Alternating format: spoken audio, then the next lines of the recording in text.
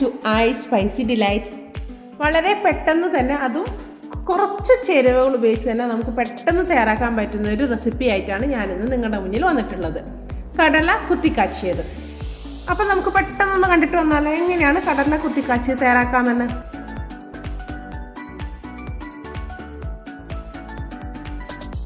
എട്ട് മണിക്കൂർ സോക്ക് ചെയ്ത് വെച്ചിട്ടുള്ള കടലയാണിത്. ഇനി നമുക്കിത് വേവിക്കാം. അതിനുവേണ്ടി കുക്കറിലേക്ക് കടലയും കുറച്ച് ഉപ്പും ആവശ്യത്തിനുള്ള വെള്ളം ഒഴിച്ച് ഒരു 7-8 വിസിൽ വരുന്നവരെ കുക്ക് ചെയ്തെടുക്കാം. ഒരു കടായിലേക്ക് വെളിച്ചെണ്ണ ഒഴിച്ചു കൊടുക്കാം. വെളിച്ചെണ്ണ ഒന്ന് ചൂടായി വരുമ്പോൾ നമുക്കിതിലേക്ക് കറിവേപ്പില ചേർത്ത് കൊടുക്കാം.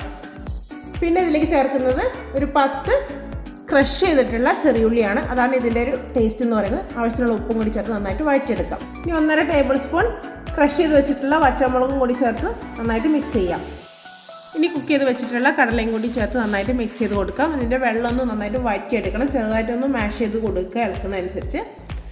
ഒരുപാട് ഡ്രൈ ആവണ്ട. എല്ലാം കൂടി ഒന്ന് സെറ്റായി ഒന്നൊരു തിക്ക് ഫോമായിട്ട് വരുമ്പോൾ നമുക്കിതിലേക്ക് ഒരിത്തിരി വെളിച്ചെണ്ണയും കൂടി ഒഴിച്ച് ഒരു 5 മിനിറ്റ് മൂടി വയ്ക്കാം. ടേസ്റ്റിയും അതുപോലെ സ്പൈസി ആയിട്ടുള്ള കടല കുത്തിക്കാച്ചിയത് ഇവിടെ റെഡി ആയിട്ടുണ്ട്. ഇത്രയും വളരെ സിമ്പിളായിട്ട് തയ്യാറാക്കാൻ പറ്റുന്ന ഒരു റെസിപ്പിയാണിത്. ചോറിൻ്റെ കൂടെ പറ്റിയൊരു കോംബോയാണ് ഈ ഒരു കടല കുത്തിക്കാച്ചിയ റെസിപ്പി.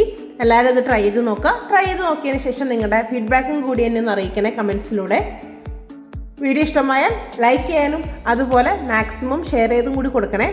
എൻ്റെ ചാനൽ ആദ്യമായി കാണുന്നവരാണെങ്കിൽ ഇതുപോലത്തെ ഈസി പീസി റെസിപ്പികൾ കിട്ടാൻ എൻ്റെ ചാനലൊന്ന് സബ്സ്ക്രൈബ് ചെയ്തോളൂ.